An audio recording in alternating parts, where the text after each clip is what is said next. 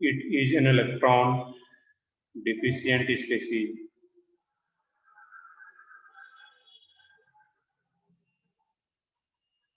और ओवरऑल क्या रहा था, कोई भी चार्ज नहीं होता इस पे। ये भी क्या रहा था, इलेक्ट्रिकली न्यूट्रल। इलेक्ट्रिकली न्यूट्रल,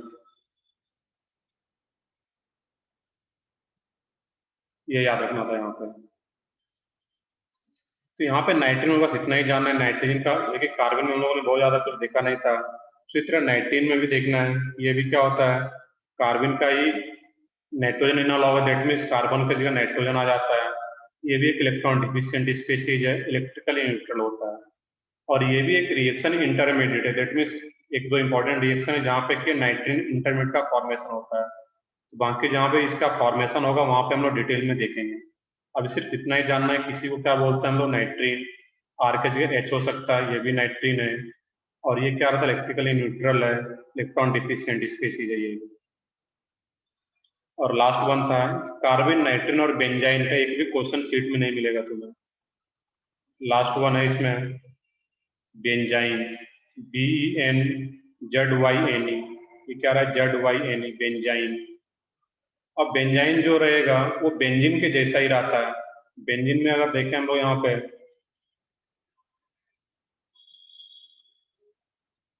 तो बेंजीन के केस में क्या था, ये 3 पाई बॉन्ड है।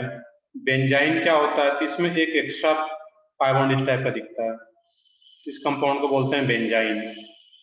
वैसे हम लोग इन जनरल क्या होता है कि जो रिंग है, रिंग में कभी भी ट्रिपल बॉन्ड नहीं होता है। बट बेंजाइन जो है एक रिएक्शन इंटरमीडिएट है, ये कुछ टाइम के लिए इस टाइप का कंपाउंड बन पाता है, और ये भी हाईली अनस्टेबल ही रहता है, बहुत ही थोड़े टाइम के लिए बन पाता है यहाँ पे। अब क्या होता है यहाँ पे, एक इंपॉर्टेंट पॉइंट जो बस याद रखना था, इसी स्ट्रक्चर को क्या बोलते हैं, बेंजाइन। अब इसमें हर एक कार्बन का जो हाइब्रिडाइजेशन है, इसमें hybridisation of all carbon atoms, hybridisation of all carbon atoms, all carbon atoms are,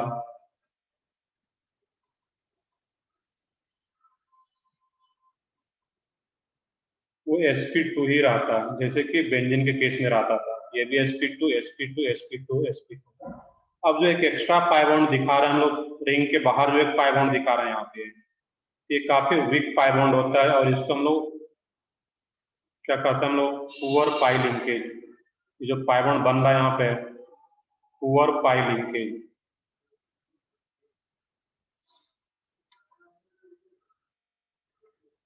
और पुअर पाई लिंकेज होने के चलते मैंने स्टार्टिंग में बताया क्या रहता है, हाईली अनस्टेबल रहेगा,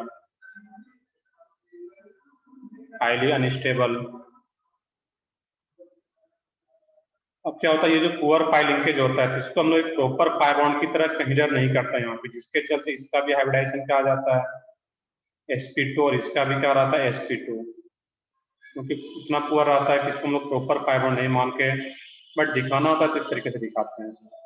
तो बेंजाइन के केस में वही पॉइंट याद रखना है, किसी स्ट्रक्चर को बेंजाइन बोलते हैं, और हर एक कार्बन का हाइब्रिडाइजेशन sp2। इस दोनों का sp2 रहता है, क्योंकि पुअर पाई लिंकेज रहता है यहाँ पर, बाकी का तो sp2 है ही। बस इतना जानना है हम लोगों को यहाँ पे। अभी तक जो हम लोग देख रहे थे इसमें, वो क्या था, रिएक्शन इंटरमीडिएट। अब GeoC2 में भी अगर 2 पार्ट डिवाइड करें, GeoC2 तो इससे अलग पार्ट है ही, इसमें भी अभी तक जो हम लोग देख रहे थे इसमें रिएक्शन इंटरमीडिएट के बारे में। अब इसका नेक्स्ट पार्ट जो रहता है एसिड एंड बेस। तो नेक्स्ट अभी जो हम लोग इतना नोट कर लो यहाँ पे सब लोग, और अभी जो आगे हम लोग स्टार्ट करने वाले हैं एसिड एंड बेस, क्योंकि बहुत इंपॉर्टेंट पार्ट रहता है एसिड एंड बेस।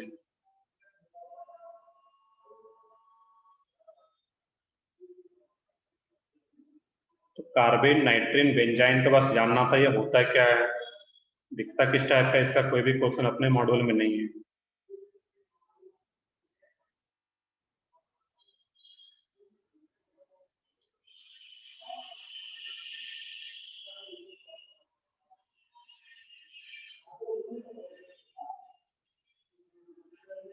तो नेक्स्ट देखते हैं हम लोग इसमें, तो नाइट्रोजन और ये बेंजाइन आ रहा था।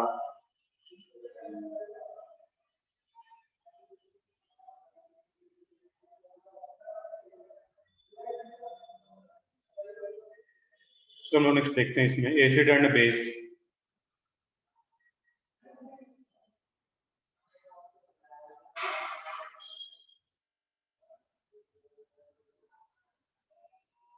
Acid and base.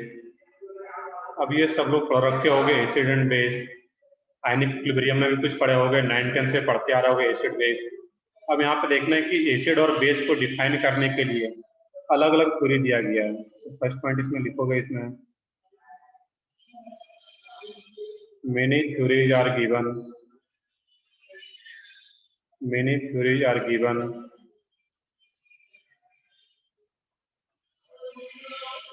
to defining acid and base, to defining acid and base। First theory है इसमें आर्हेनियस थ्योरी।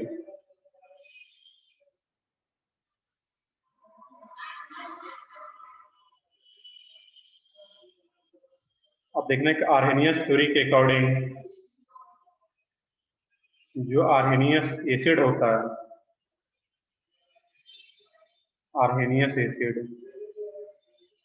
इसको कैसे डिफाइन करते हैं बताओ। कुछ लोग पढ़े हो गए, आयनिक इक्विलिब्रियम में भी पढ़े हो गए। H plus donor.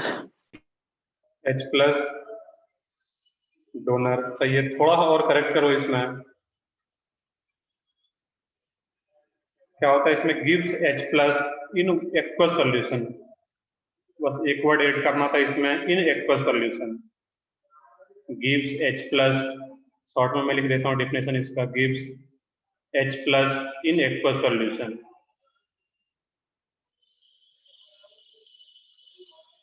Gives H plus in aqueous solution, इतना याद रखना है, सिंपल सा डेफिनेशन है।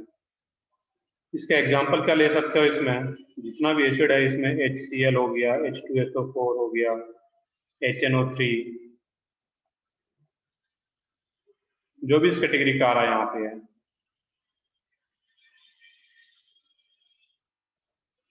एक्सेट्रा, ये सब किस कैटेगरी का आ जाएगा यहाँ पे है, आर्हेनियस एसिड। ये जैसे इसको वाटर में डिजॉल्व करो, एक्वस सॉल्यूशन का मतलब क्या है, वाटर हम लोग मान के चल रहे हैं। H प्लस, यहाँ से भी H प्लस मिल पाएगा और यहाँ से भी H प्लस मिल पाएगा, H2S है, H3PO4 है, बहुत सारे एसिड हैं। और आर्हेनियस बेस को कैसे डिफाइन किया गया है,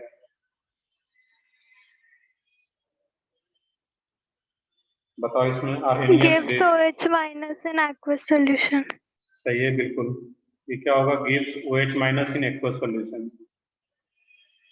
gives OH minus in aqueous solution.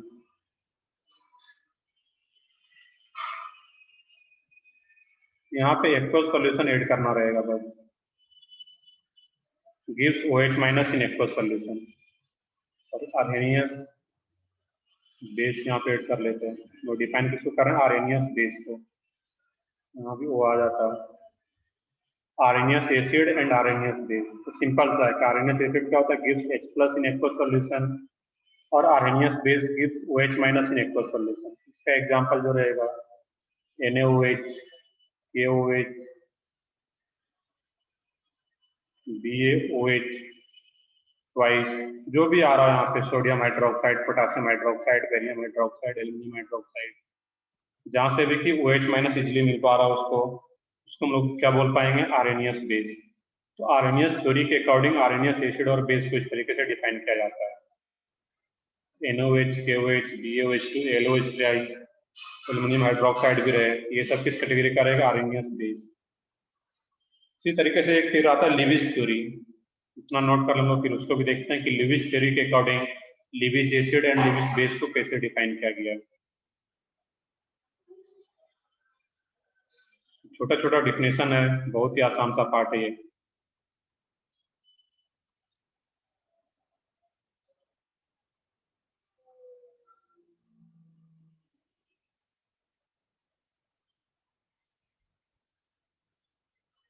चलो नोट कर चुके हो गए यहाँ तक, तो आगे देखते हैं। इसमें सेकेंड थ्योरी है एसिड और बेस को डिफाइन करने के लिए, Lewis theory.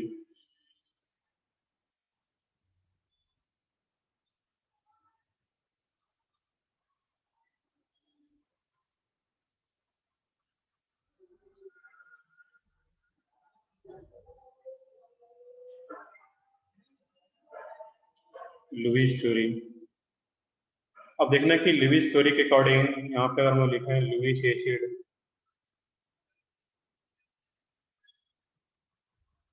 And Lewis base.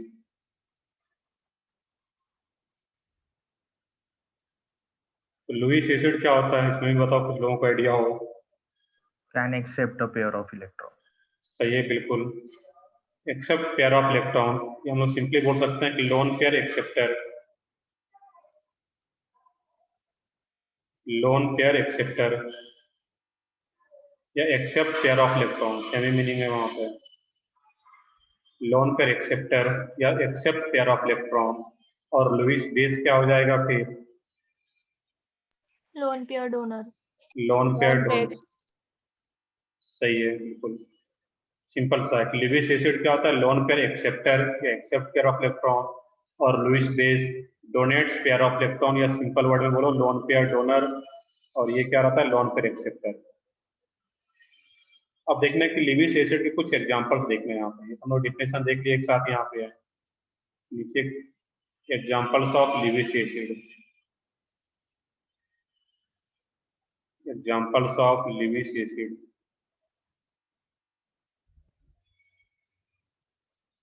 अब लुईस एसिड के एग्जांपल की बात करें, यहाँ पे है एक ऐसा एटम या स्पेसीज जो कि पेयर ऑफ इलेक्ट्रॉन को एक्सेप्ट कर सकता है।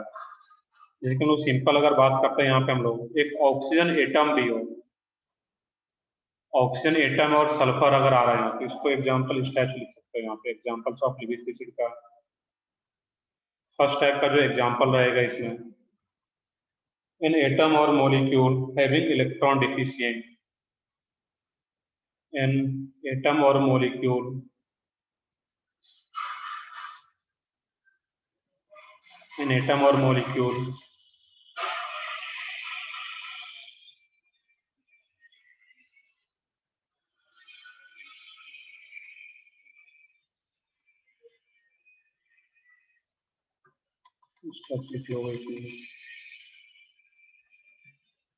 is electron deficient, अगर वो इलेक्ट्रॉन डिफिशियंट हो, दैट मीन्स का ऑक्टेट पूरा नहीं हो रहा हो। इसके एग्जांपल में ऑक्सीजन, सल्फर, एटम भी हो सकता है, या फिर क्या हो वहां पे है AlCl3, BF3, BH3,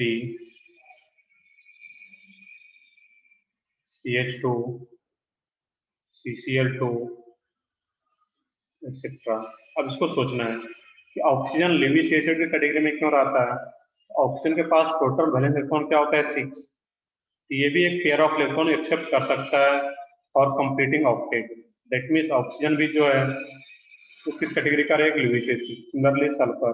अब AlCl3, AlCl3 में एल्युमिनियम के पास टोटल इलेक्ट्रॉन क्या रहेगा, सोच के बताओ। AlCl3 में एल्युमिनियम के पास टोटल इलेक्ट्रॉन 6। 6. तो ये बिल्कुल सब लोगों के।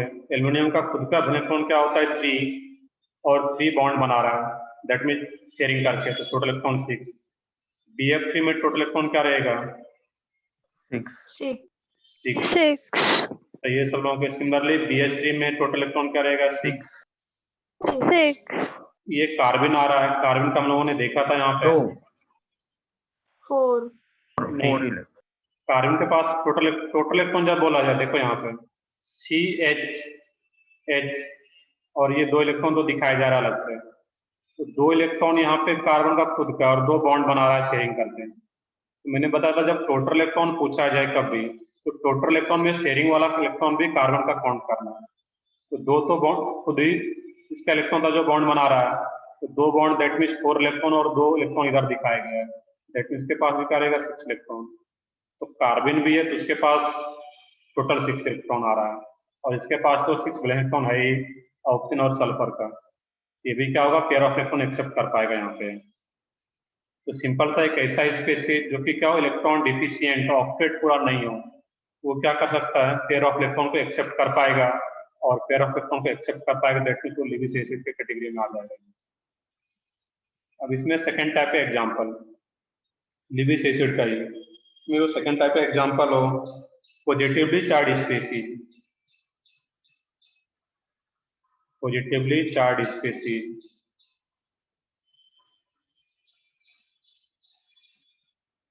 अब ऐसा नहीं कि सारा पॉजिटिव चार्ज स्पेसीज रहेगा, positive charge species which accept pair of electron, which accept pair of electron, जो पेयर ऑफ इलेक्ट्रॉन को एक्सेप्ट कर सके। इसके एग्जांपल्स की बात करें जैसे कि CH3+, तो CH3+ में कार्बन के पास टोटल इलेक्ट्रॉन कितना है? 5 नहीं, देखो फिर कंफ्यूज 6 कंफ्यूज नहीं होना यहाँ पे। CH कितना बॉन्ड बना रहा है? कार्बन 3 बॉन्ड बना रहा है, 3 हाइड्रोजन है और 3 बॉन्ड बना रहा है, दैट मीन्स टोटल 6 इलेक्ट्रॉन तो होगा ही होगा। एक बॉन्ड में 2 इलेक्ट्रॉन, कार्बन का भी इलेक्ट्रॉन है वो। पॉजिटिव चार्ज क्यों आता है? पॉजिटिव चार्ज का मीनिंग इसलिए पॉजिटिव चार्ज इसलिए दिया गया है कि कार्बन का खुद का इलेक्ट्रॉन कितना होता है? 4। यहाँ पे इलेक्ट्रॉन दिखाया जा रहा है कितना कार्बन का? 3 इलेक्ट्रॉन दिखाया जा रहा है कार्बन का। खुद से जितना खुद का इलेक्ट्रॉन होता है उससे कम दिखाया जा रहा है कार्बन का, दैट मीन्स पॉजिटिव चार्ज। तो यहाँ पे कार्बन के पास क्या टोटल इलेक्ट्रॉन? 6। कोई भी कार्बन इस टाइप से आ रहा हो, CH3, CH2, methyl carbocation, ethyl carbocation, CH3, CH positive charge, CH3, इस टाइप से जो भी आ रहा है वो भी क्या होगा? यहाँ पे इलेक्ट्रॉन डिफिशिएंट बोल सकते हैं इसको भी, बट पॉजिटिव चार्ज वाला केस इसको हम लोग अलग से लिख रहे हैं। यहाँ पे Hg2+, Cu2+, जो भी पॉजिटिवली चार्ज स्पेसीज है ये, जो कि पेयर ऑफ इलेक्ट्रॉन एक्सेप्ट कर सकता है, वो क्या रहेगा? Lewis acid. तो मेनली ऑर्गेनिक में कार्बन वाला को कंसिडर करना है यहाँ पे, बाकी Hg2+, Cu2+, ये सभी क्या रहता है? पेयर ऑफ इलेक्ट्रॉन को एक्सेप्ट कर सकता है। एक और मैं यहीं पे लिख लेता हूँ, इसी का थर्ड पार्ट जो रहेगा,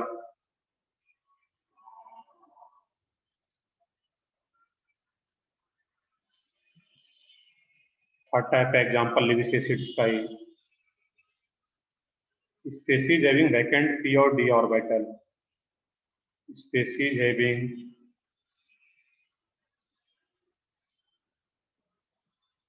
vacant d orbital.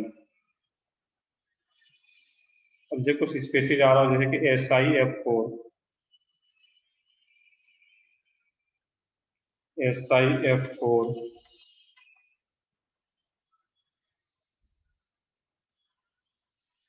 PCl3, PCl5, FeCl3, SbCl3, etcetera.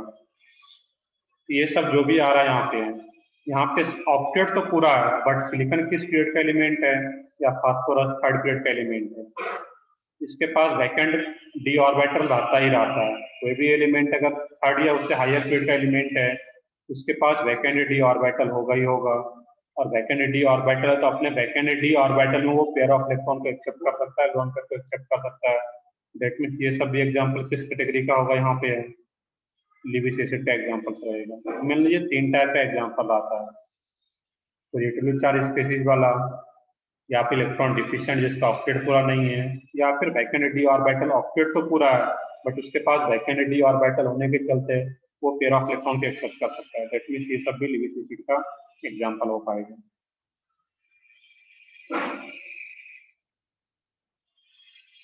तो नेक्स्ट देखते हैं हम लोग examples of Lewis base. Lewis base के एग्जाम्पल्स क्या क्या रहेंगे?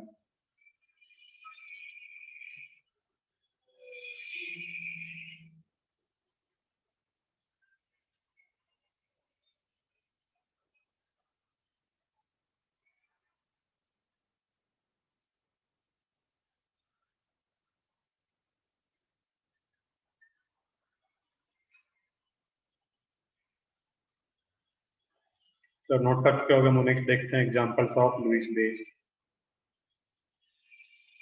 बहुत ज्यादा कुछ अभी समझना नहीं है, इसमें नोट करते जा सकते हो।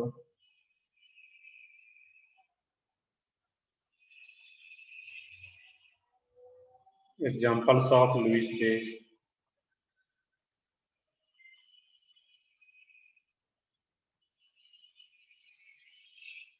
अब इसमें देखना, इसको भी हम लोग 2 टाइप से लेते हैं। यहाँ पे एक क्या यहाँ पे न्यूट्रल,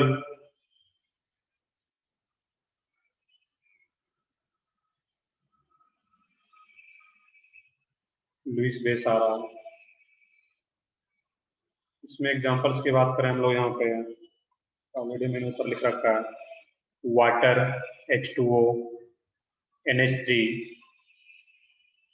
इथाइल अल्कोहल या मिथाइल अल्कोहल जो भी आ रहा हो, एमीन, RNH2, इस टाइप का जो भी मॉलिक्यूल आ रहा हो। pyridine ले लोगे, हम लोग जानते हैं पढ़ चुके हैं एरोमेटिक में कि pyridine का जो लोन पेयर होता है वो क्या रहता है, लोकलाइज, वो भी एक अच्छा लुईस बेस हो सकता है वहाँ पे। जो भी इस टाइप का एग्जाम्पल्स आ रहा है वो क्या रहेगा, लुईस बेस, क्योंकि यहाँ पे ऑक्टेट भी पूरा है, जिस एटम पे लोन पेयर है वो लोन पे इसलिए डोनेट कर सकता है, लोन पेयर डोनर आ रहा है, दैट मीन्स क्या होगा, लुईस बेस। सेकेंड टाइप का रहेगा नेगेटिवली चार्ज।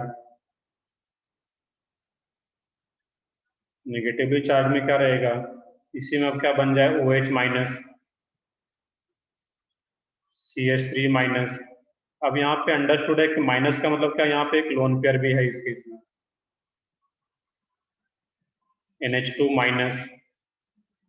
तो लोन पेयर अंडरस्टूड है, RO माइनस, CN माइनस, जो भी इस टाइप का स्पेसीज है, X माइनस हेलोजन आ रहा हो यहाँ पे, F minus, Cl minus, Br minus, जो भी हो वो सब किस कैटेगरी का रहेगा, यहाँ पे लुईस बेस का एग्जाम्पल रहेगा। तो बहुत ही सिंपल सा है, जहाँ पे लोन पेयर आ रहा हो, जिस एटम पे लोन पेयर उसका ऑक्टेट पूरा हो, दैट मीन्स वो क्या रहेगा, लुईस बेस हो पाएगा। या फिर नेगेटिवली चार्ज स्पेसीज जहाँ पे कि लोन पेयर आ रहा है वो भी क्या रहेगा, अपना लोन पेयर डोनेट कर सकता है, तो लुईस बेस। लास्ट थ्योरी है इसमें कि लुईस थ्योरी के अकॉर्डिंग लुईस एसिड और लुईस बेस को डिफाइन किया जा रहा है। सिंपल सा डिफिनेशन है कि लुईस एसिड क्या था, लोन पेयर एक्सेप्टर, और Lewis base lone pair donor, और उसके एग्जाम्पल इस टाइप से आ रहा है। नेक्स्ट थ्योरी आता है इसमें ब्रॉन्स्टेड लोरी थ्योरी, थर्ड ब्रॉन्स्टेड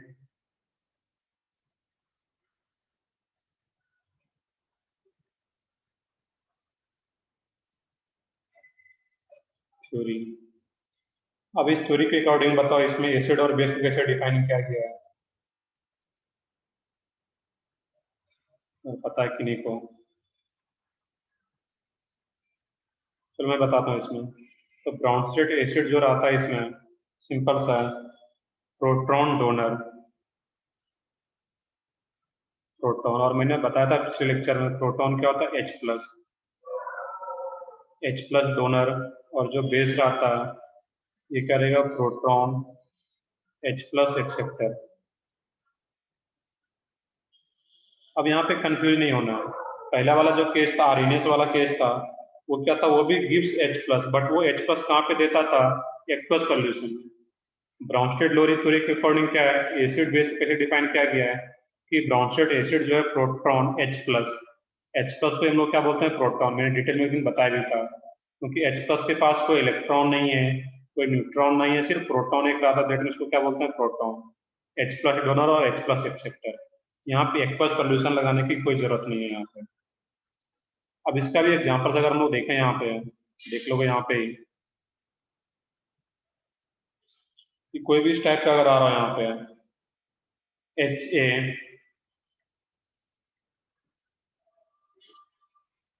अब ये मान लेते हैं कोई एसिड है, तो एसिड है तो ये क्या होगा, अपना H प्लस डोनेट कर देगा, और H प्लस जैसे डोनेट करता है ये क्या बन जाएगा, A माइनस, और ये H प्लस। अब इसको समझना यहाँ पे, HA कोई एसिड है, इस बॉन्ड में कितना इलेक्ट्रॉन रहेगा, 2 इलेक्ट्रॉन, और जब ये H प्लस के फॉर्म में बाहर जा रहा है, H प्लस के पास नंबर ऑफ इलेक्ट्रॉन क्या रहेगा, 0, और H प्लस के पास अगर नंबर ऑफ इलेक्ट्रॉन 0 यहाँ पे,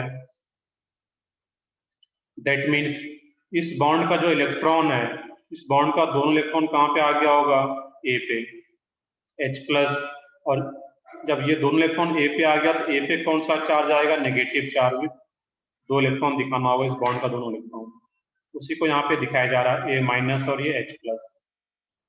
अब पॉइंट इसमें ये आता है कि कोई भी एसिड हो उसमें से अगर H प्लस को बाहर कर दिया जाए, ये एक इंपॉर्टेंट पॉइंट है, ध्यान से देखना।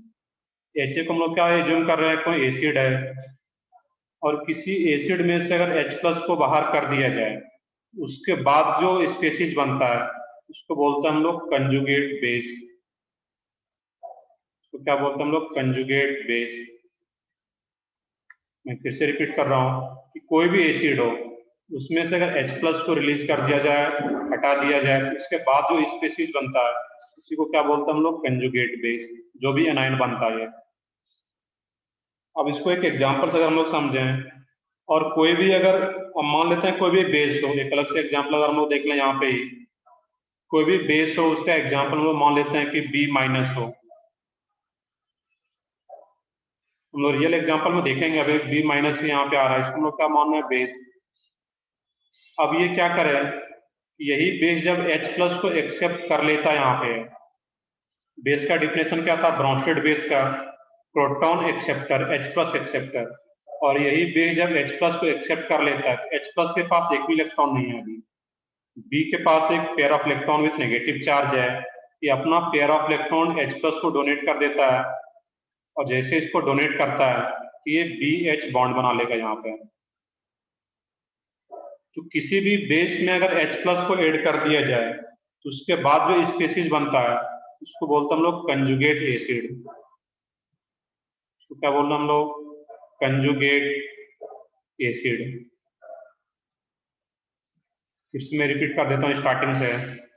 यहाँ पे जो आ रहा है कि कोई भी एसिड हो, अगर उसमें से H+ को हटा दिया जाए, H+ निकाल दिया जाए, तो उसके बाद जो एनायन बनता है, जो नेगेटिव चार्ज स्पीशीज बनता है, उसको क्या बोलते हैं? Conjugate base. और किसी भी बेस में से अगर H+ को ऐड कर दिया जाए, कोई भी बेस हो, उसमें अगर H+ को ऐड कर दिया जाता है, उसके बाद जो स्पीशीज बनता है BH, जो भी बनता है, उसको हम लोग क्या बोलते हैं? Conjugate acid. ये दो चीजें क्लियर हो। अभी हम लोग रियल एग्जाम्पल में आते हैं यहाँ पे, कि कोई भी एग्जाम्पल आ रहा हो, जैसे कि HCl हो और NH3 आ रहा है यहाँ पे,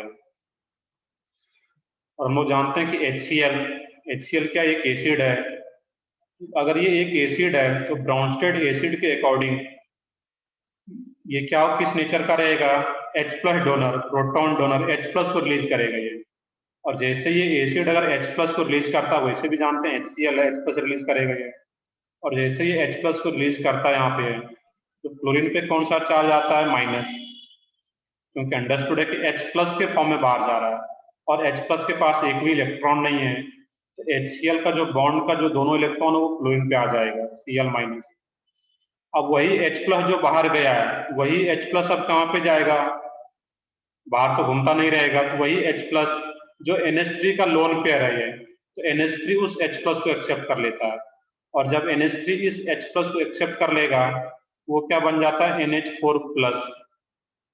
नाइट्रोजन अपना एक लोन पेयर डोनेट करके H+ को एक्सेप्ट करता है, ये क्या बन जाएगा? NH4+।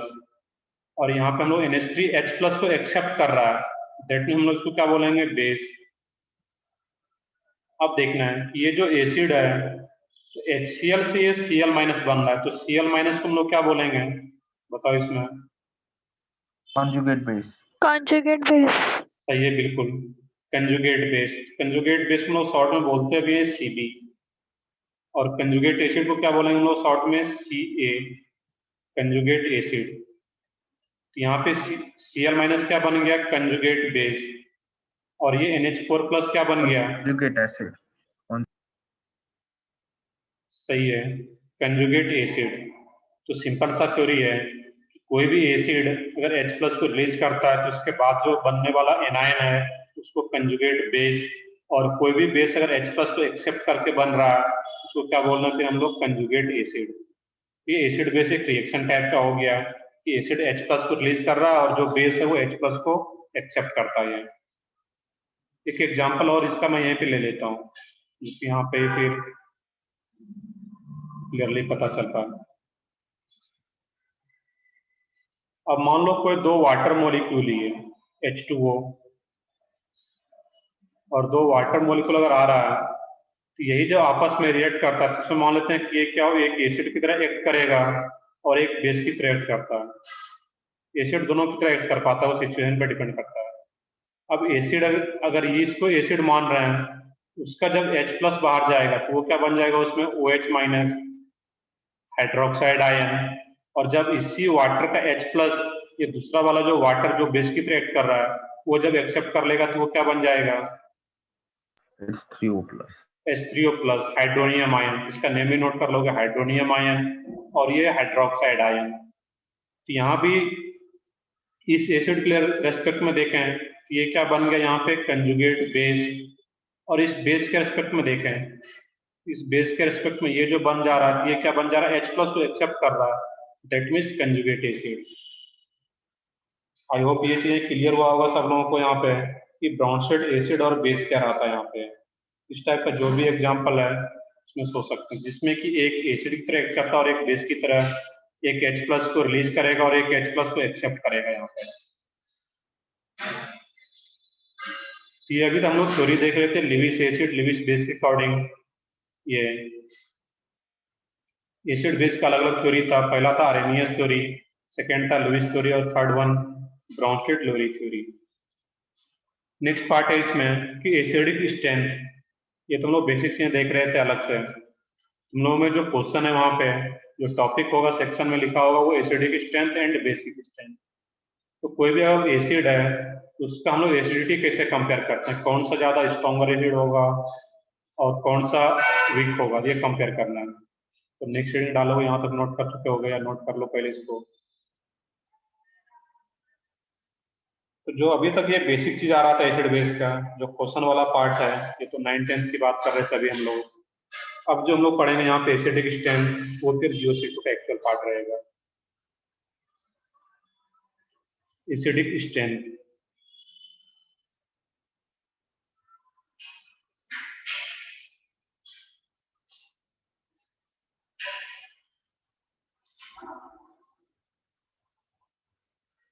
एसिडिक स्ट्रेंथ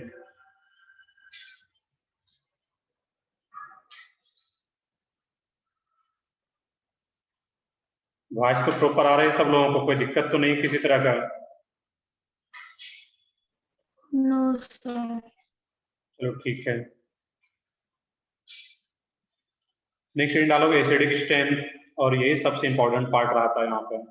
हर साल नीट में एक क्वेश्चन यहाँ से रहता ही है, और आगे का रिएक्शन समझने के लिए भी एसिडिक स्ट्रेंथ बहुत ज्यादा हेल्पफुल रहता है।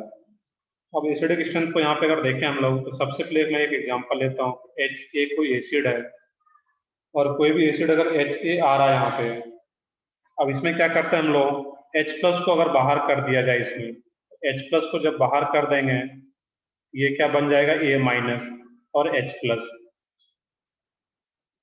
जब भी किसी भी एसिड से, इसको हम लोग क्या एज्यूम कर रहे हैं, HA कोई एसिड है, इसमें से अगर H प्लस को रिलीज कर दिया जाए, यहाँ पे जो एनायन बना इसी को हम लोग क्या बोल रहे थे अभी? Conjugate base. तो किसी भी एसिड का अगर 2 या 3 एसिड दिया हो उसमें अगर एसिडिक स्ट्रेंथ कंपेयर करना है तो सबसे पहला काम यही रहेगा कि हर एक एसिड का H प्लस को बाहर करके उसका कंजुगेट बेस बनाना। मैं फिर से रिपीट कर रहा हूँ, सबसे पहला काम क्या रहेगा? कंजुगेट बेस बनाना। और कंजुगेट बेस जो रहता है कि एनायन है, यहाँ पे नेगेटिव चार्ज है, ये क्या रहता है बेसिकली एक एनायन है। अब देखना है कि जो कंजुगेट बेस है ये जितना ज्यादा स्टेबल होगा उस एसिड का एसिडिक स्ट्रेंथ या स्ट्रॉन्गर एसिड जो होगा वो उतना ही ज्यादा स्ट्रॉन्गर होगा वो एसिड। एक इंपॉर्टेंट नोट है यहाँ पे। अब यहाँ पे देखना है कि ये जो HA आ रहा है ये डिसोसिएट हो रहा है यहाँ पे, और डिसोसिएट हो रहा है बेसिकली ये क्या होगा यहाँ पे? बेसिकली इक्विलिब्रियम भी मेंटेन करता है HA। अब यहाँ पे देखोगे A माइनस और H प्लस, यहाँ पे एक पढ़े होगे तुम लोग KA। KA क्या होता है? Equilibrium constant. Acidic constant. इसको हम लोग क्या बोल सकते हैं? इक्विलिब्रियम कांस्टेंट ना बोल के इसको क्या बोलो? KA। का मतलब क्या है? Acid dissociation constant. और आगे हम लोग पढ़ेंगे बेसिक स्ट्रेंथ, उसमें KB, वो क्या रहेगा? Base dissociation constant. तो K को हम लोग क्या बोलते हैं यहाँ पे? Acid dissociation constant. अब यहाँ पे देखना इस केस में अगर कोई स्ट्रॉन्गर एसिड है तो उसके लिए K का वैल्यू बहुत ज्यादा रहेगा, और स्ट्रॉन्गर एसिड इस टाइप से लिख सकते हो, इसको यहाँ पे प्रॉपर लिख लोगे इस केस में। और स्ट्रॉन्गर एसिड ये पढ़े होगे वैसे आने इक्विलिब्रियम में। और स्ट्रॉन्गर एसिड, इसके लिए जो K का वैल्यू रहता है वो क्या रहेगा, बहुत ज्यादा होगा। K का वैल्यू जितना ज्यादा है दैट मीन उतना ज्यादा स्ट्रॉन्गर एसिड है, क्योंकि K का वैल्यू क्या रहता है, जितना स्ट्रॉन्गर एसिड होगा उतना ज्यादा H+ इजिली वहां पे मिल पाएगा, और H+ का कंसेंट्रेशन जितना ज्यादा होगा उतना अच्छा एसिड हो पाएगा वो। और K का वैल्यू ज्यादा है तो pK का वैल्यू क्या होगा, कम।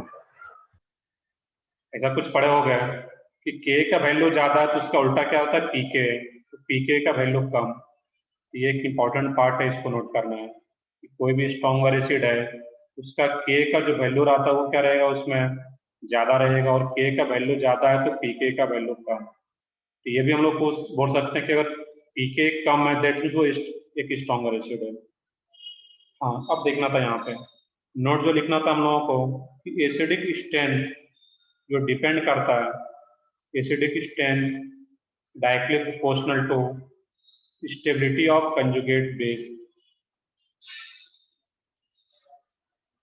Stability of conjugate base.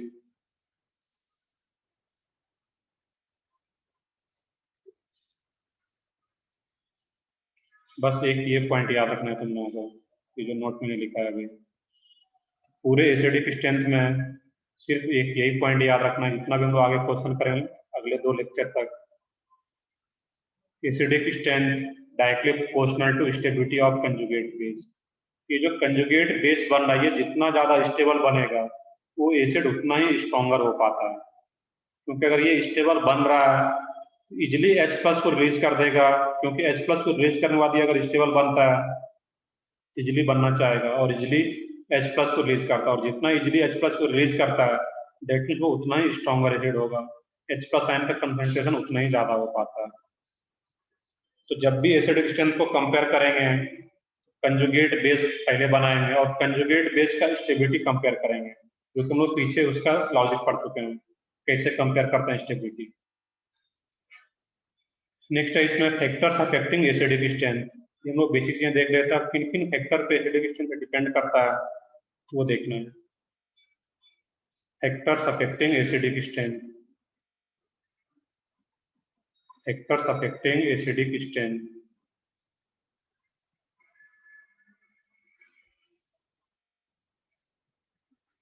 Factors affecting acidic strength, first factor है इसमें इलेक्ट्रोनेगेटिविटी का, इलेक्ट्रोनेगेटिविटी।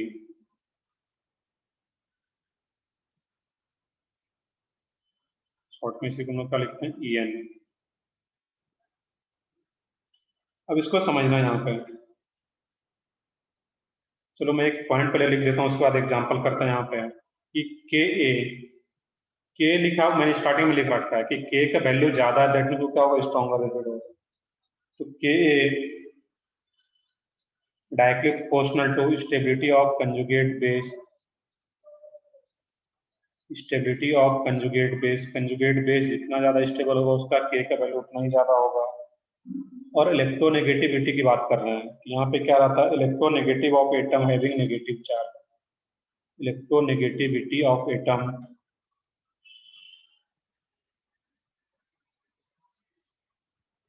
हैविंग नेगेटिव चार्ज, तो क्या नेगेटिव चार्ज आ रहा है वहां पर।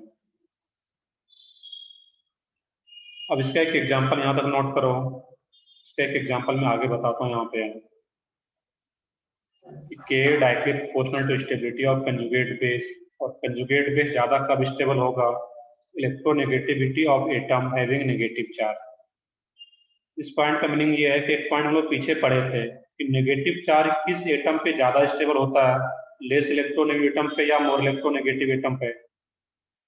More electronegative. More मोर, electronegative सही है, atom. सब लोगों का सही है, मोर इलेक्ट्रोनेगेटिव एटम पे। यहाँ तक नोट करो, उसी कंसेप्ट का यूज करके हम लोग फिर एसिडिक स्ट्रेंथ कंपेयर कर पाएंगे यहाँ पे।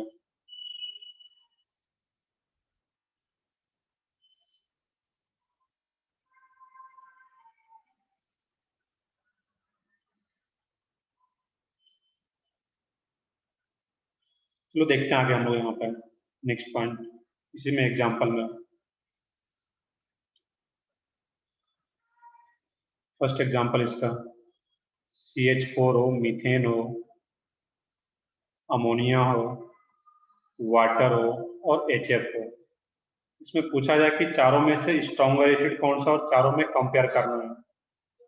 तो यहाँ पे सबसे पहले ये चार है, इसमें मुझे कंपेयर करना है कि स्ट्रॉन्गर एसिड कौन सा है। तो सबसे पहला काम क्या होगा, कंजुगेट बेस बनाना, ये याद रखना है। HF का जब कंजुगेट बेस बनाएंगे तो, और कंजुगेट बेस कैसे बनाते हैं, H प्लस को बाहर करते हैं। HF में H से माइनस। HF को अगर H प्लस का बाहर H प्लस को बाहर कर दिया जाए HF में से, तो वो क्या बन जाएगा, F माइनस। सही है। H2O में से H प्लस को बाहर करें तो ये क्या बनेगा, OH OH माइनस। माइनस। सोचना कैसे, मैं इसको डिटेल में बताता हूँ। कि वाटर ही है, वाटर में इस बॉन्ड में कितना इलेक्ट्रॉन है, 2 इलेक्ट्रॉन है यहाँ पे, और 2 इलेक्ट्रॉन में बोलो कि H प्लस के फॉर्म में बाहर जा रहा है। H प्लस के पास कितना इलेक्ट्रॉन, कोई भी इलेक्ट्रॉन नहीं होता H प्लस के पास, हाइड्रोजन के पास एक ही इलेक्ट्रॉन होता है, और यहाँ पे पॉजिटिव चार्ज आ गया, दैट मीन्स वो भी एक इलेक्ट्रॉन बाहर चला गया। H प्लस के फॉर्म में बाहर जा रहा है, इसका मतलब क्या हुआ कि इस बॉन्ड का जो दोनों इलेक्ट्रॉन है वो अब ऑक्सीजन पे आ जाता है यहाँ पे, और ऑक्सीजन पे एक हाइड्रोजन का भी एक इलेक्ट्रॉन आ गया, दैट मीन्स ऑक्सीजन पे कौन सा चार्ज आएगा, नेगेटिव चार्ज आ जाता है। इस तरीके से सोचना है यहाँ पे। तो ये OH माइनस। NH3 में से H प्लस को बाहर करेंगे तो ये क्या बनेगा, H2 minus. NH2 minus. सही है, NH2 माइनस। CH4 में से H प्लस को बाहर करेंगे तो ये क्या बनेगा, H3 minus. CH3 minus. CH3 minus. सही है। अब जब कंजुगेट बेस बन गया, अब क्या करेंगे यहाँ पे हम लोग, देखना है कि जो कंजुगेट बेस है वो सबसे ज्यादा स्टेबल कंजुगेट बेस कौन सा है। तो नेगेटिव चार्ज सबसे ज्यादा स्टेबल कहाँ पे है, क्लोरीन पे, F minus. F H2 minus. minus. सही है। अब देखना यहाँ पे, हम लोग जानते हैं कि जो नेगेटिव चार्ज है वो मोर स्टेबल कहाँ पे होता है, मोर इलेक्ट्रोनेगेटिव पे, और क्लोरीन यहाँ पे मोर इलेक्ट्रोनेगेटिव है। क्लोरीन का तो सबसे ज्यादा वैल्यू होता है 4, ऑक्सीजन का 3.5, नाइट्रोजन का 3 और कार्बन का sp3 कार्बन आ रहा है 2.5। तो इलेक्ट्रोनेगेटिविटी का वैल्यू सबसे ज्यादा क्लोरीन का है, दैट मीन्स यहाँ का नेगेटिव चार्ज सबसे ज्यादा स्टेबल। और ये अगर स्टेबल कंजुगेट बेस बन रहा है, दैट मीन्स जो एसिडिक स्ट्रेंथ का ऑर्डर होगा, जो कंजुगेट बेस जितना ज्यादा स्टेबल, दैट मीन्स वो एसिड उतना ही ज्यादा एसिडिक होगा। तो सबसे ज्यादा एसिडिक कौन सा रहेगा इसमें, HF। फिर क्या रहेगा, वाटर, फिर अमोनिया, और फिर लास्ट में CH4। तो HF सबसे स्ट्रॉन्ग एसिड है इस चारों में। तो K का वैल्यू हम लोग लिख रहे हैं, क्योंकि K का वैल्यू जितना ज्यादा होगा, K का वैल्यू ज्यादा, दैट मीन्स क्या, स्ट्रॉन्गर एसिड है। हम लोग अगर K का वैल्यू में आगे नीचे इस पेज पर ले लेते हैं तो HF, तो HF क्या है, एक स्ट्रॉन्गर एसिड, दैट मीन्स का K का ऑर्डर क्या रहेगा, सबसे ज्यादा। इस टाइप से आगे हम लोग पढ़ पाएंगे यहाँ पे। सेकेंड एग्जांपल ले लेते हैं इसी में हम लोग यहाँ पे, SiH4, PH3, H2S, HCl। इसमें भी क्या करना है, सबसे पहले हम लोगों को यहाँ पे चारों में एसिडिक स्ट्रेंथ कंपेयर करना है, कौन सा स्ट्रॉन्गर एसिड है, कौन सा वीक एसिड है। सबसे पहला काम क्या करना था, कंजुगेट बेस बनाना। HCl का कंजुगेट बेस बनाएंगे तो क्या बनेगा, Cl माइनस। सही है, सब लोगों के बनाते जाओ खुद से। SH minus, BH2 minus. सही है, PH2 माइनस। और SiH4 में से SiH3 minus. SiH3 minus. सही है सब लोगों के। तो यहाँ पे हम लोग K की बात करें तो इसमें सबसे अब यहाँ पे जो था कार्बन, नाइट्रोजन, ऑक्सीजन, क्लोरीन, ये सेकंड पीरियड का एलिमेंट था, और ये सब किस पीरियड का एलिमेंट है, थर्ड पीरियड का। तो जो भी पीरियड का एलिमेंट, बट सेम पीरियड का एलिमेंट आ रहा है, और सेम पीरियड का एलिमेंट आ रहा है, तो वहां पे हम लोग कौन सा फैक्टर देखेंगे, इलेक्ट्रोनेगेटिविटी का। यहाँ पे क्लोरीन का इलेक्ट्रॉन वैल्यू ज्यादा, दैट मीन्स ये मोर स्टेबल कंजुगेट बेस, और कंजुगेट बेस अगर मोर स्टेबल आ रहा है, दैट मीन्स ये एक स्ट्रॉन्गर एसिड होगा। तो HCl stronger acid, than H2S, than PH3, than SiH4। ये दोनों एग्जांपल से पॉइंट क्लियर हुआ होगा कि जब भी जो इलेक्ट्रोनेगेटिविटी का फैक्टर कब देखेंगे, जब नेगेटिव चार्ज सेम पीरियड के एलिमेंट पे आ रहा हो। यहाँ पे नेगेटिव चार्ज सेकेंड पीरियड के एलिमेंट पे, यहाँ पे नेगेटिव चार्ज थर्ड पीरियड के एलिमेंट पे आ रहा है, दैट मीन्स ऑर्डर ये आ जाएगा। मैं आता हूँ इस पेज पे, मैं एक पॉइंट पहले पीछे लिख भी दूँ कि इलेक्ट्रोनेगेटिविटी का जो फैक्टर चेक करते हैं वो कब चेक करेंगे, वहां पे है कि नेगेटिव चार्ज, या सिंपली लिख लोगे for same period element, for same period element, जब सेम पीरियड का एलिमेंट होगा वहां पे हम लोग क्या फैक्टर देखना है, इलेक्ट्रोनेगेटिविटी का। और ब्रैकेट में लिख लेते हैं यहाँ पे for same period element.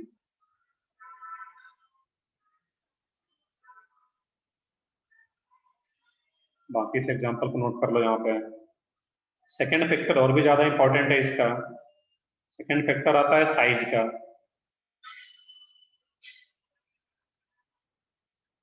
Size,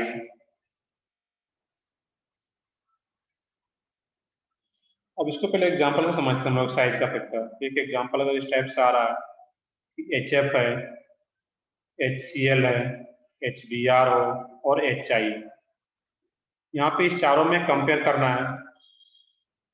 ये सब कुछ इनऑर्गेनिक एसिड आ रहा है, इसमें भी हम लोग कंपेयर करेंगे, फिर ऑर्गेनिक एसिड का आता है। HF, HCl, HBr, HI, इस चारों में अगर कंपेयर करना है कि कौन सा स्ट्रॉन्गर एसिड है, कौन सा वीक एसिड है, तो सबसे पहला काम क्या करना होता है, कंजुगेट बेस बनाएंगे। और सबका अगर कंजुगेट बेस अगर बनाते हैं यहाँ पे, ये क्या बन जाएगा, I माइनस, Br माइनस, सही है, Br minus, Cl minus, Cl minus और F माइनस। अब देखना है कि नेगेटिव चार्ज यहाँ पे सबसे ज्यादा स्टेबल कहाँ पे, F माइनस पे या I माइनस पे, I माइनस, F माइनस। अब सुन लोगे I ध्यान, minus. अब सुन लोगे Yes. ध्यान से, सुन लोगे, सब लोगों का अलग अलग आ रहा आंसर। मैंने बताया था कि इलेक्ट्रोनेगेटिविटी का जो फैक्टर देखते हैं वो सेम पीरियड के एलिमेंट के लिए रहता है। यहाँ पे F minus, Cl minus, Br minus, F minus, chlorine second period का, क्लोरीन थर्ड का, ब्रोमीन फोर्थ और आयोडीन फिफ्थ पीरियड का एलिमेंट है।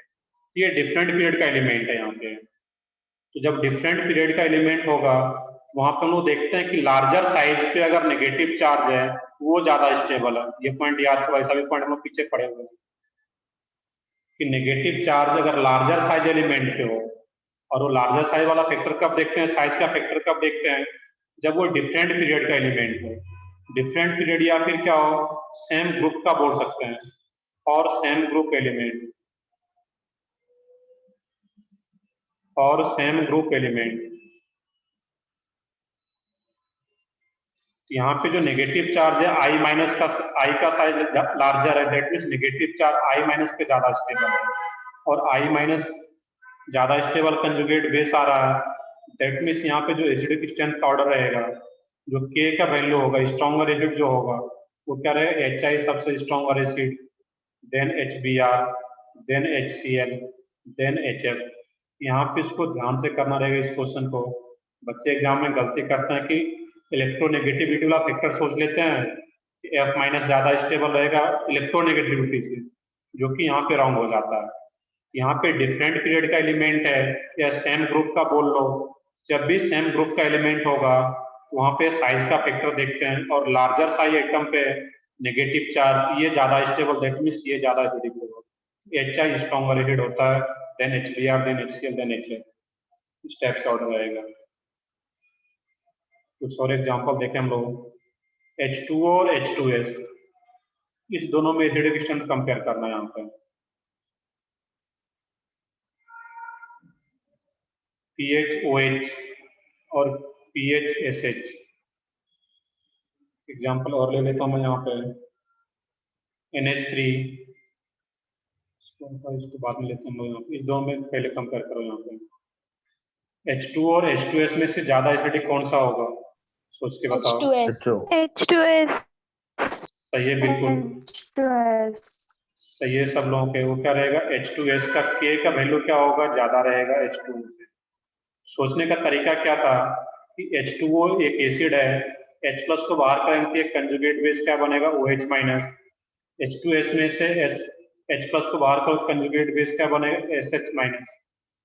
तो यहाँ पे ऑक्सीजन सेकेंड पीरियड का एलिमेंट और सल्फर थर्ड पीरियड का एलिमेंट, और डिफरेंट पीरियड का एलिमेंट है, तो लार्जर साइज वाले एटम पे नेगेटिव चार्ज ये ज्यादा स्टेबल, और ये कंजुगेट बेस ज्यादा स्टेबल, दैट मींस H2S ज्यादा स्ट्रॉन्ग एलिमेंट होगा, ये ऑर्डर आ जाता है। और सिमिलरली ये PHOH फिनॉल है, और ये PHSH, यहाँ भी ज्यादा एसिडिक कौन सा रहेगा, PHSH PHOH से। ये पॉइंट भी क्लियर है सब लोगों को? चलो नेक्स्ट Yes, देखते हैं। sir. चलो नेक्स्ट देखते हैं हम लोग यहाँ पे। तो बहुत ही सिंपल सा, ध्यान से देखते जाओगे तो याद ही होता चला जाएगा। नेक्स्ट फैक्टर है ये लोग साइज का फैक्टर। तो साइज का फैक्टर कब देखते हैं, जब सेम ग्रुप का एलिमेंट हो, जैसे कि fluorine chlorine bromine iodine same group का एलिमेंट है 17th ग्रुप का, और जब सेम पीरियड का एलिमेंट हो तो फिर वहां पर हम लोग इलेक्ट्रोनेगेटिविटी का फैक्टर चेक करते हैं। नेक्स्ट फैक्टर है हाइब्रिडाइजेशन का, हाइब्रिडाइजेशन।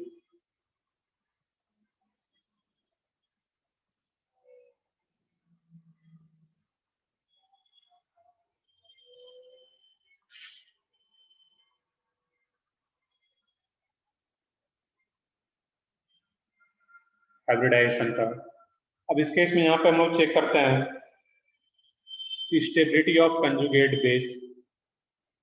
पॉइंट लिख दूं अगर यहाँ पे स्टेबिलिटी ऑफ कंजुगेट बेस जो रहता है यहाँ पे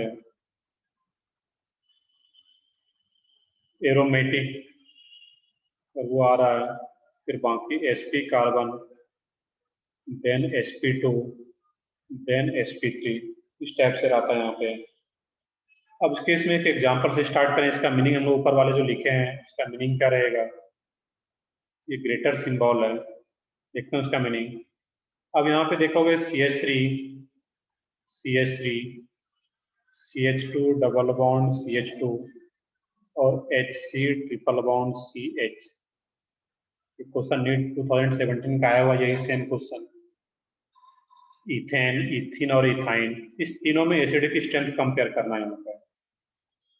पहला काम क्या करोगे, जब भी एसिडिक स्ट्रेंथ कंपेयर करना हो तो पहला काम क्या हो, कंजुगेट बेस बनाना। इसका तुम लोग खुद बता पाओगे, देखो इसमें सोचोगे कंजुगेट बेस जैसे बनाओगे तो कार्बन पे कौन सा चार्ज आएगा, नेगेटिव चार्ज, H प्लस को बाहर करना था। सही है, यहाँ पे क्या बन जाएगा, ये CH2 double bond CH minus, और यहाँ पे क्या बन जाएगा इस केस में CH3 CH2 माइनस। अब जो नेगेटिव चार्ज है यहाँ पे, तो माइनस का मतलब क्या, एक एक लोन पेयर भी अंडरस्टूड है, सबके पास क्या है, एक एक लोन पेयर भी है वहां पे अंडरस्टूड है वो। तो हर एक कार्बन का हाइब्रिडाइजेशन निकालना है। इस कार्बन का हाइब्रिडाइजेशन क्या होगा, फर्स्ट में यहाँ पे sp3 sp3. सही है सब लोगों के sp3। इस कार्बन का क्या रहेगा, sp2 sp2. और इस कार्बन का sp sp। सही है। अब यहाँ पे बताओगे sp कार्बन का इलेक्ट्रोनेगेटिविटी का वैल्यू क्या आता है, 3.25 3.25 sp2 का 2.7 सही है। ये वैल्यू अगर कुछ 2.5 2.5 सही है सब लोगों के। अब देखना कि नेगेटिव चार्ज सबसे ज्यादा स्टेबल कहाँ पे होता है, मोर इलेक्ट्रोनेगेटिव एटम पे। दैट मीन्स sp कार्बन पे अगर नेगेटिव चार्ज है वो सबसे ज्यादा स्टेबल होगा, कंजुगेट बेस सबसे ज्यादा स्टेबल ही आ रहा है। ये sp sp2 sp3 का जो ऑर्डर लिख रहे थे हम स्टेबिलिटी ऑफ कंजुगेट बेस का, कि sp कार्बन पे अगर नेगेटिव चार्ज है तो वो सबसे ज्यादा स्टेबल, और इसके पीछे का जो लॉजिक है वो इलेक्ट्रोनेगेटिविटी से आ पाता है। यहाँ पे इस तीनों में से सबसे ज्यादा स्टेबल कंजुगेट बेस कौन सा आ रहा था, थर्ड वाला। दैट मीन्स यहाँ पे जो के का ऑर्डर में इधर लिख देता हूँ कि के का जो ऑर्डर रहेगा, दैट मीन्स सबसे स्ट्रॉन्गर एसिड कौन सा रहेगा, थर्ड। क्यों थर्ड स्ट्रॉन्गर एसिड, क्योंकि इसका बनने वाला कंजुगेट बेस ज्यादा स्टेबल आ रहा है, मोर स्टेबल आ रहा है यहाँ पे, दैट मीन्स ये स्ट्रॉन्गर एसिड होगा। थर्ड के बाद फिर सेकेंड, सेकेंड के बाद वन। एक ही तो लॉजिक है कि कंजुगेट बेस बनाना है, जो कंजुगेट बेस सबसे ज्यादा स्टेबल वो सबसे ज्यादा एसिडिक कंपाउंड होगा। और कंपेयर कैसे कर रहे हैं, पीछे के लॉजिक जितना भी हम लोग पीछे पढ़े। अब एक एग्जांपल इस टाइप का कर रहे हैं,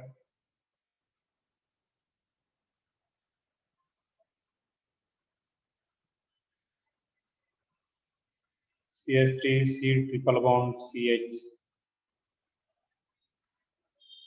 CH2 CH2। अब यहाँ पे कंपेयर करना है इस तीनों में से स्ट्रॉन्गर एसिड कौन सा होगा, वीक एसिड कौन सा होगा।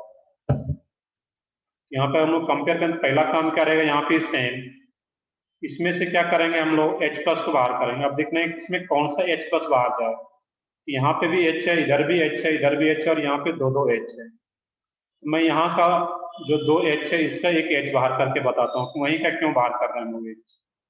जैसे वहाँ का एक H प्लस को बाहर करेंगे, इस कार्बन पे कौन सा चार्ज आएगा? Negative charge. सही है। अब यहाँ पे अब इसमें से देखना कि ज्यादा एसिडिक हाइड्रोजन कौन सा होगा, सोच सकते हो तुम खुद से। ये जो H है वो किससे कनेक्टेड है? sp कार्बन से। और ये H किससे कनेक्टेड है? sp3 कार्बन से। और sp कार्बन से अगर H कनेक्टेड है, यहाँ से H को बाहर करेंगे, तो ये ज्यादा स्टेबल कंजुगेट बेस दे पाएगा।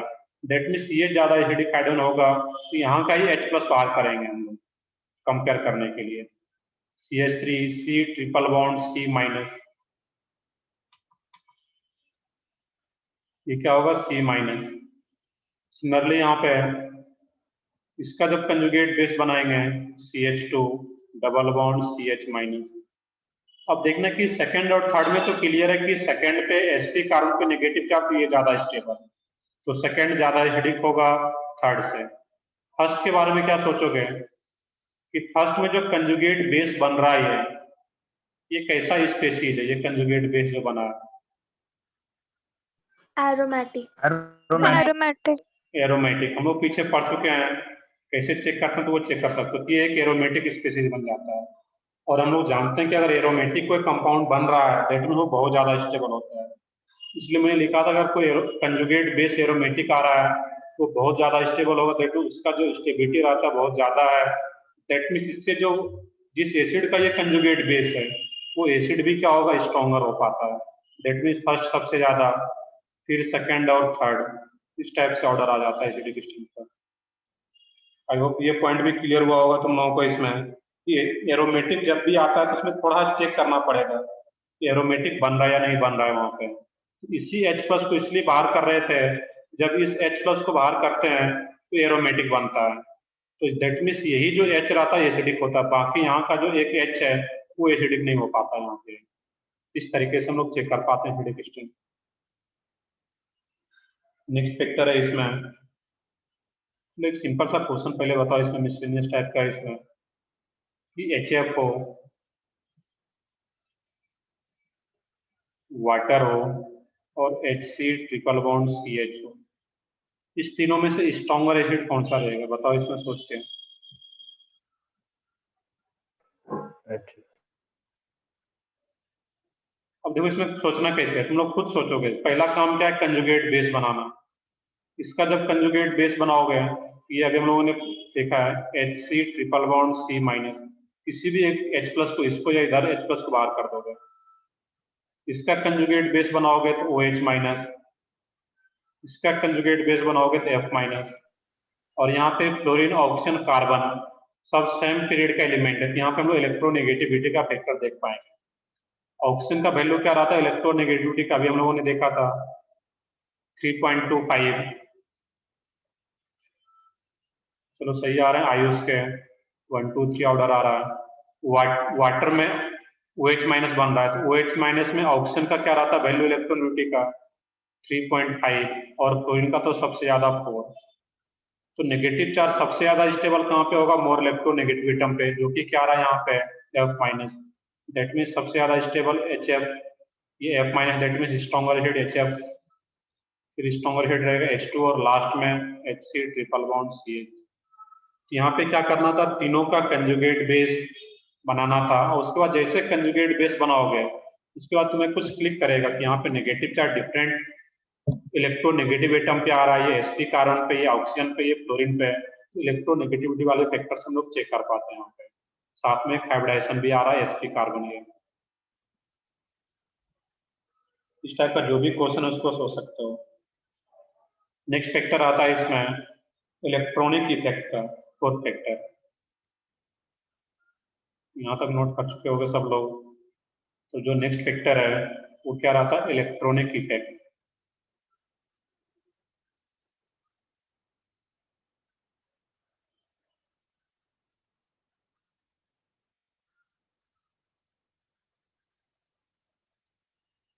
फोर्थ फैक्टर और सबसे इंपॉर्टेंट फैक्टर इलेक्ट्रॉनिक इफेक्ट।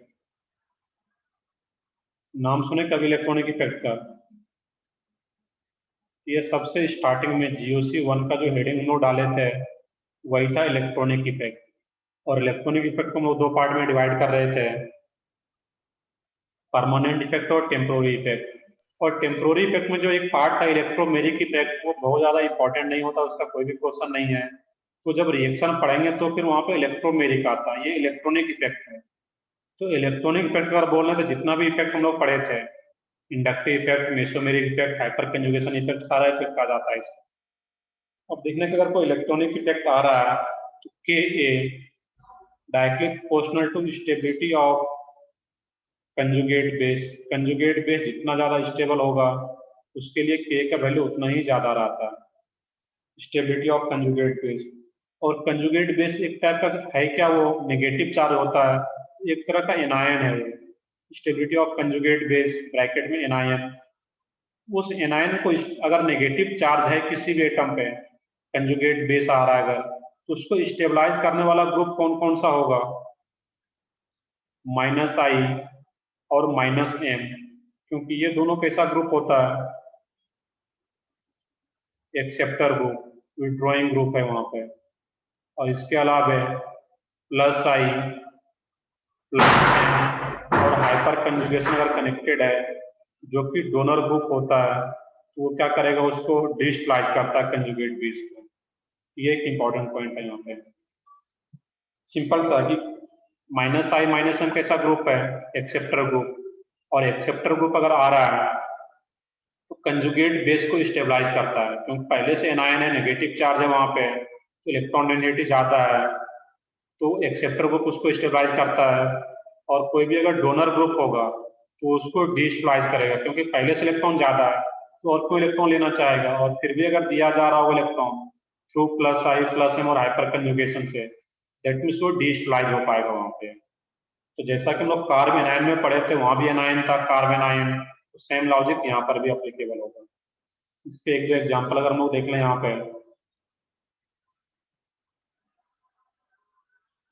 यहाँ पे एक एग्जाम्पल देखते हैं, CH3OH methyl alcohol, CH3CH2OH, CH3CH, CH3OH, CH3CH, इसमें एक CH3 और ये OH, methyl alcohol, ethyl alcohol, isopropyl alcohol, tertiary butyl alcohol. अब इस सबका नेम भी कुछ बेसिक नेम में पता होना चाहिए, ऐसा नहीं कि एग्जाम में सिर्फ स्ट्रक्चर ही दिया रहेगा। अब इस चारों में कंपेयर करना है मुझे, चलो इसमें डिटेल में बताता हूँ। अब जब इसको कंपेयर करेंगे एसिडिक स्ट्रेंथ, तो पहला काम क्या रहता है सबका, कंजुगेट बेस बनाना। सही है, इसका जब कंजुगेट बेस बनाएंगे, अब यहाँ पे खुद से सोचो कि सर इधर भी H आ रहा है, इधर भी H है, तो अगर H अगर ऑक्सीजन से कनेक्टेड है जो कि मोर इलेक्ट्रोनेगेटिव एटम होता है, 3.5 होता है, तो sp3 कार्बन से ज्यादा है। इवन किसी भी sp कार्बन या sp2, हर एक कार्बन से ऑक्सीजन के इलेक्ट्रॉन वैल्यू ज्यादा रहता है। और मोर इलेक्ट्रोनेगेटिव एटम से अगर H कनेक्टेड है, दैट मीन्स ये ज्यादा एसिडिक होगा, तो यही H+ पहले रिलीज हो जाएगा यहाँ पे, इसी को बाहर करना था। ये क्या हो जाएगा, CH3O-, इसमें से क्या बन जाएगा, ये CH3CH2O-, इसमें से क्या बनना है, ये CH3CH, CH3O-, इसमें से क्या बन जाएगा, CH3C, CH3CH3।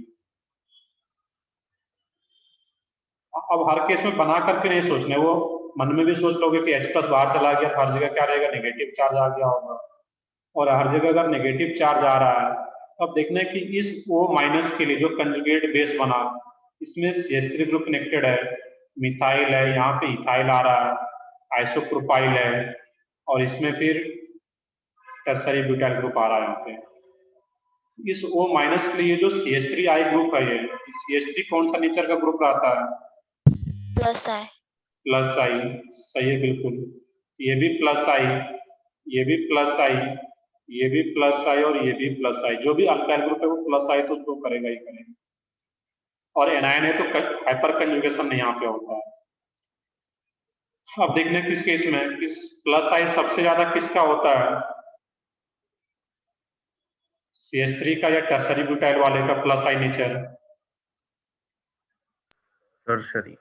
टर्सरी का जाकर के देखोगे प्लस आई का ऑर्डर, मैं फिर से बोल रहा हूँ, प्लस आई प्लस एम माइनस एम का ऑर्डर जितना ज्यादा देखोगे, ये इवन उसका एक ऑर्डर वहां पे सजा करके शॉर्ट नोट्स बना करके एक पेज में सामने हमेशा रखो, ऑर्डर देखते रहो, और कौन सा ग्रुप किस नेचर का वो पता चल जाएगा, क्योंकि आगे उसी पे पूरा ऑर्गेनिक लिखा हुआ है। ये प्लस आई प्लस आई प्लस आई, तो जितना ज्यादा अल्काइल ग्रुप होगा उतना ज्यादा उसका प्लस आई नेचर होगा, और जितना ज्यादा प्लस आई नेचर आ रहा है वो करता क्या है, कार्बन ये एनायन को क्या करता है, कंजुगेट बेस को डिस्टलाइज करेगा। तो सबसे ज्यादा स्टेबल कंजुगेट बेस कौन सा होगा यहाँ पे, फर्स्ट, क्योंकि यहाँ पे प्लस आई है CH3 और ये भी प्लस आई, बट ये ज्यादा प्लस आई नेचर शो करता है, और ज्यादा प्लस आई नेचर शो करता है ज्यादा इलेक्ट्रॉन डोनेट करेगा वो माइनस, और ज्यादा प्लस आई लगाएगा तो ज्यादा डिस्लाइज करेगा, इनवर्स प्रोपोर्शनल रिलेशन आ रहा है यहाँ पे, और ये कम प्लस आई लगा रहा है तो कम डिस्लाइज करेगा, दैट मीन्स फर्स्ट ज्यादा इफेक्टिव हो पाएगा, क्योंकि फर्स्ट ज्यादा स्टेबल होगा बाकी के कंपेरिजन में जो कंजुगेट बेस बन रहा है। 1 2 3 4 ये ऑर्डर आ जाता है, रीजन क्लियरली लिखते जाओगे, चारों प्लस आई ग्रुप लगा रहा है, बट फर्स्ट में जो CH3 वो कम प्लस आई नेचर का ग्रुप है, कम प्लस आई लगाता है, दैट मीन्स ये बाकी के कंपैरिजन में ज्यादा स्टेबल कंजुगेट बेस है, दैट मीन्स ये ज्यादा एसिडिक होता है। तो methyl alcohol is more acidic than ethyl alcohol than isopropyl than tertiary butyl, इस टाइप से रहता है यहाँ पे। तो रीजन क्या लिख लोगे, due two plus I effect, तो लिखा हुआ भी है due two plus I effect. एक सिमिलर क्वेश्चन और कर लेते हैं हम लोग यहाँ पे, इसी जैसा क्वेश्चन है ये अल्कोहल था। अब अगर एसिड का केस आ जाए यहाँ पे तो उसमें कैसे कंपेयर करेंगे वहां पे हम लोग,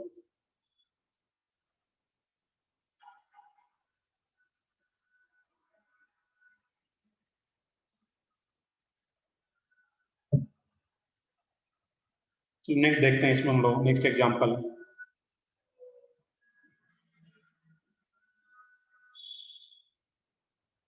HC डबल बॉन्ड OH, इस कंपाउंड का नेम क्या है, नेम भी बताते जाओगे तुम लोग, CH3 C double bond OH CH3 CH CH3 C double bond O, formic acid, acetic acid. सही है, फॉर्मिक एसिड एसिटिक एसिड, और इसका IPS नेम बता सकते हो, कोई कॉमन नेम स्पेसिफिक नहीं है तो, या फिर प्रोपियोनिक एसिड, इथेनोइक एसिड, ये मिथेनोइक एसिड, इथेनोइक एसिड, और ये 2 मिथाइल प्रोपेनोइक एसिड बोल सकते हो IPS में। ये तो नेम आ गया। अब इस कंपाउंड में मुझे क्या करना है, तीनों में से कंपेयर करना है कि एसिडिक स्ट्रेंथ किसका ज्यादा। तो सबसे पहला काम क्या रहेगा, कंजुगेट बेस बनाना। मैं कंजुगेट बेस अब अलग से नहीं बना रहा हूँ, उसमें खुद से मन में सोच लोगे तुम लोग, देखिए इसमें से H+ को बाहर कर दोगे यहाँ पे नेगेटिव चार्ज आ जाएगा, इसमें से H+ को बाहर करोगे तो यहाँ पे नेगेटिव चार्ज, यहाँ से H+ को बाहर करोगे तो यहाँ पे नेगेटिव चार्ज। अब उसी H+ को क्यों बाहर कर रहे हैं, क्योंकि वो ऑक्सीजन से कनेक्टेड है, मोर इलेक्ट्रोनेगेटिविटी से कनेक्टेड, दैट मींस वही ज्यादा एसिडिक होगा हाइड्रोजन वाला। अब जब तीनों का H+ बाहर कर रहे तो नेगेटिव चार्ज आ गया, ये जो नेगेटिव चार्ज आ रहा है ये क्या पूरा कंजुगेट बेस बन गया। अब एज्यूम कर रहे हैं कि H+ तो बाहर जा चुका है, ये जो एनायन बन रहा है ये कंजुगेट बेस है। अब इस कंजुगेट बेस के लिए ये तो हाइड्रोजन का इंडक्टिव इफेक्ट 0, यहाँ पे CH3 प्लस आई और ये भी प्लस आई नेचर का ग्रुप है, तो सबसे ज्यादा एसिडिक कौन सा होगा, इसमें सोच के बताओ। First, first. फर्स्ट सही है बिल्कुल, फिर सेकंड और फिर थर्ड। कैसे सोचना है कि फर्स्ट में कोई प्लस आई नेचर का ग्रुप ही नहीं, जबकि इसमें प्लस है और इसमें प्लस आई, और इसका प्लस आई नेचर ज्यादा होता है CH3 के कंपेरिजन में। जितना ज्यादा अल्काइल ग्रुप कनेक्टेड उसका प्लस आई नेचर उतना ही ज्यादा है, और जितना ज्यादा प्लस आई नेचर होगा वो कंजुगेट बेस को उतना ज्यादा डिस्लाइज करता है, क्योंकि एनायन है ये, ऑलरेडी नेगेटिवली चार्ज स्पीसीज है, इलेक्ट्रॉन एक्सेप्ट ना करके इलेक्ट्रॉन डोनेट ही करना चाहता है, जबकि इसको फोर्सफुल इलेक्ट्रॉन दिया जा रहा है, दैट मींस ये डिस्टेबल होता है, यहाँ पे अनस्टेबल हो पाता है। और जिसका ज्यादा प्लस है तो वो ज्यादा डिस्चार्ज करता है, और कंजुगेट बेस अगर ज़्यादा डिफ्लाइज हो रहा है दैट मीन्स वो लेस एसिडिक, ये ऑर्डर आ जाएगा इस टाइप से यहाँ पे। एक और लास्ट क्वेश्चन देख लेते हैं यहाँ पे हम लोग, सिंपल सा इसमें भी। CH3COH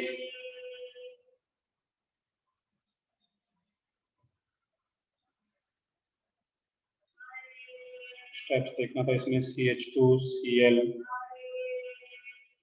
COH CHCl ClCOH CCl3 C double bond OH। तो कार्बोक्सिलिक हेड सब में है इसमें खुद से सोच के बताओ। यहाँ पे पहले H प्लस को बाहर कर दो, कार्बोक्सिलिक का इस H प्लस को बाहर करना है सब में। H प्लस को जैसे बाहर करो कंजुगेट बेस बन जाएगा, वो खुद से मन में सोच सकते हो। और कंजुगेट बेस सबसे ज्यादा स्टेबल किस में आया तो वो सोचना है, बताओ सोच करके।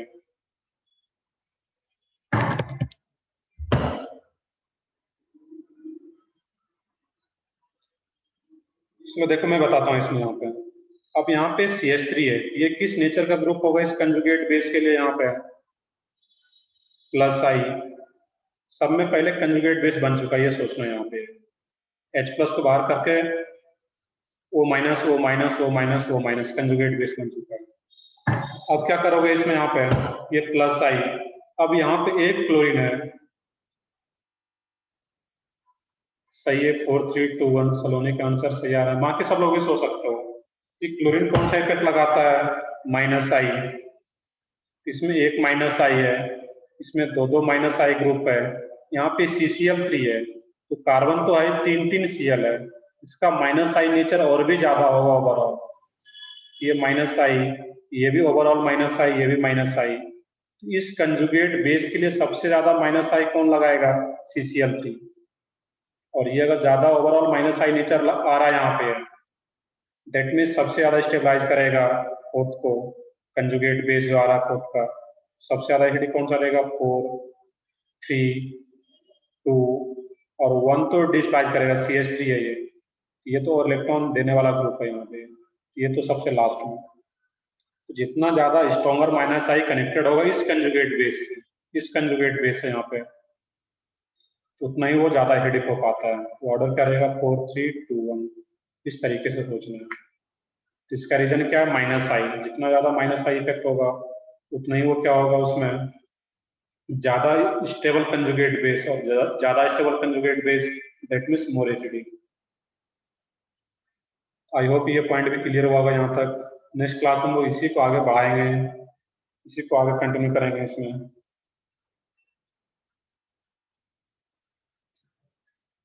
तुम लोगों का होमवर्क क्या होगा?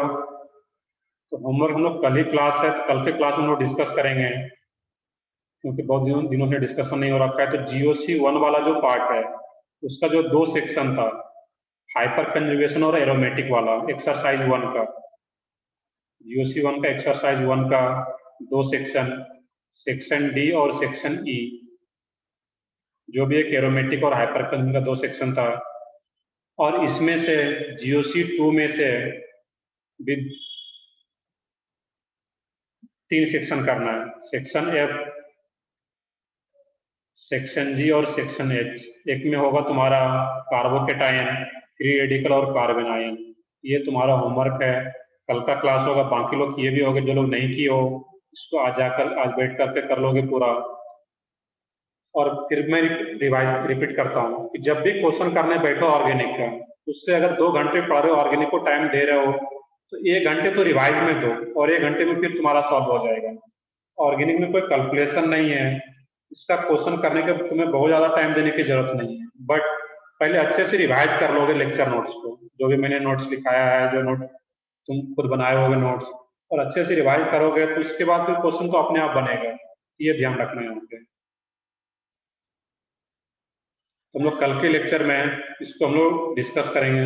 GOC2 का 3 सेक्शन और एक्सरसाइज 1 का जो GOC1 का था उसका भी 2 सेक्शन।